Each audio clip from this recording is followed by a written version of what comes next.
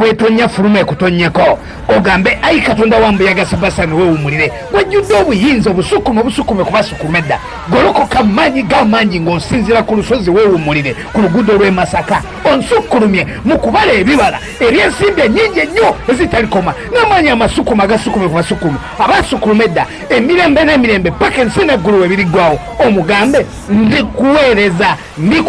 n'ab'ennyumba yange eno njagala sente bwe ziti omwezi guno njagala sente bwe ziti olunaku olwaliro njagala sente bwe ziti omwaka guno njagala guggweko nga nina sente bwe ziti waba ogenda okwebaka kwata ku mutwe gwo nga togenda kuddamu kwogera na muntu yenna yogera ebigambo bino ayi Katonda wambu yagasabasani weewumulire gwogolokoka mu maanyi g'amangi osukkulumye ku lusozi lwo weewumulire ku luguudo lw'e Masaka ondoose ekiro kya leero nga nguze emmotoka nga nguze ettaka kyonna ky'oyagala okufuna mugamba akikuloose ng'okifunye era bw'anaakikuloosa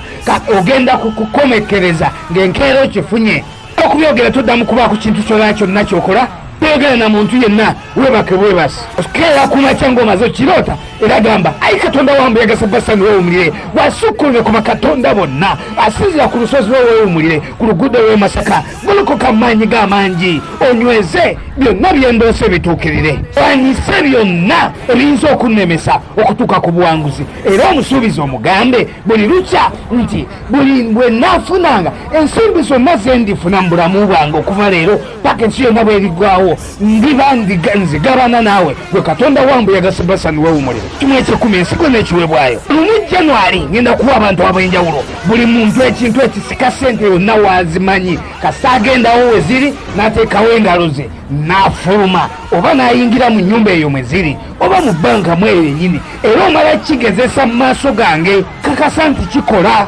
olyoka okitwala indika erinnya lyo nga bukyali ku 0769943816 mu SMS bakuwandiise tukutegekere nga kikyasoboka okuteke musaala okusobola okuba ng'osobola okuŋŋaanya akakadde k'ensimbi kamu emitwalo 5 gyetaagibwa okusindika wa mu wiiki olw'omukaaga olusembayo mu Desemba 12 zennyini ez'okumakya keno tugenda kusumulula mukisa gwa nsimbi ogulabe omulukuliza eddoboozi lino toddamu kubaako kyolya toddamu kubaako kyonywa era tosola mu nnyumba yonna nga tonnasindika siringi emitwalo 2022 ogambe nti ayi Katonda wambu yagasabasani weewumulire eno yenkwaso yange eya wiiki eno okusumulukuka mu byonna eby'ensimbi ogambe nti teri kisobola kutambula bulungi ntambulidde mu digiti era mu nkwaso yange ey'obubiri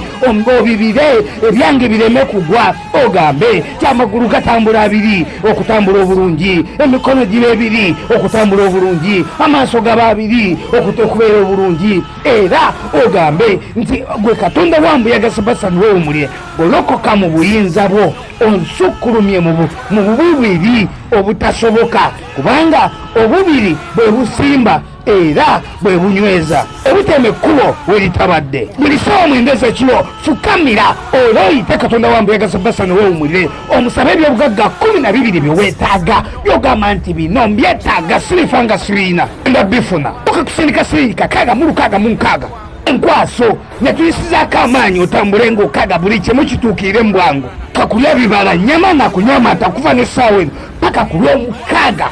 osula wansi buli bw'ogenda okusaba naaba mazzi gannyogoga biri gonna musajja gya sente gigenda kuta giterere era nga ku lw'omukaaga luno ssaawa mu 12 zennyini ez'okumakya osindika emitwalo 35 waliwo olwennyini lw'ogenda ozisindika lw'ogenda okutandika okubanga tukuwa $1,600,000 mu emitwalo 66 buli lunaku paka bw'olifa zisindika kuba ku simu yange ey'omungalo 0769438816 oba 07804585 kyabanga tosoose kusoma Zabbuli 35:5 tosindika ku 0769438816 oba 0761938502 oba Airtel merchant code eyamukaaga MM874 bw'okuba ku simu ezo nga teziriiko teeka Airtel merchant code eyo izoni oba osindika oba oteeka ennamba ey'essimu gy'okozesa abali obulungi beweegomba tebalina kye bakusinga just kye bakusinga kimu nti bakusookayo mu kwetaasa Oweza okusaba mwenda kiro na misana olina gw'oyagala ffe tusindikire SMS tulabe engeri gye tukoleramu essaala obeere nayo bw'ogikolera mu nnaku 3 zokka abeere nga mufu. Twaniriza nnyo mu nsi empya. Essimu ne merchant code zireeta amanya Nakalembe Edith oyo ye administrator waffe. Tukwaniriza nnyo mu nsi empya bw'oba weetaaga kansoling eya buli lunaku n'okuddizibwamu amaanyi kuba ku 0782177093 emisana wonna ofune osabe n'essaala ebigambo by'osobola okukozesa Katonda wa Mbuyaga Sebastian weewumulire n'akuwa amaanyi agakola ebyamagero n'okulaba ebiribaawo n'ebinaabaawo okuwamba omukisa gw'ebukojja ne mukika ne gutuula ku ggwe n'ogwakaalo. Abalongo twabazaala babiri ne Ssaalongo Mayanja mwana wange Jangwezi n'abalongo.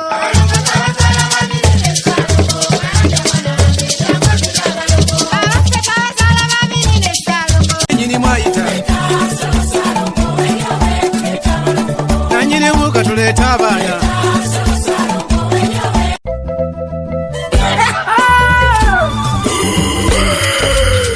abalangira n'abambeca awonaye kubasiwadde abataka b'ebibuga bange mwakuwe abewukunja mujje wano zenna bayise kowola emisambwa gya muno mukimulamule mujjeeno mulamule embuga kale nkowola emisimu gya wano mukimulamule mujjeeno mulamule embuga wamma nkowola amayembe n'emmandwa mukimulamule mujjeeno mulamule embuga Ssaalongo Nnaalongo mwangu wembayita mukimulamule mujjeeno mulamule embuga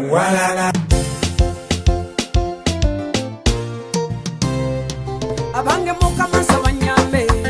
mwangu abataka b'ebibuga bannaddiini temumbiira anjulira mu maaso g'abanje timwamanyako ku mpo ya Nanca negyenna mujja mu mpo y'abaluvu nembalaga amazima mbyenzuula teyali ye mutunzi w'amasanyu yanukula ekibuuzo ky'abangi bakirawo omuzimu gwa Nanca masikulo katono mu nsiike mpamatunkunyumiza Nanca Sebastiani bannange yagoba Nanca haleluya mu linnya lya Mukama bye bye musimu Nanca bebeera yeyo musi y'abafa sejendi moya manyi gatunda era kuyenda kikomye mula ejembe lyogeranga ejembe lya muno kyokola ejembe lya muno kyokola muli wache lyetaaga ejembe lyogeranga abange muli wache linoonya ejembe lya muno kyokola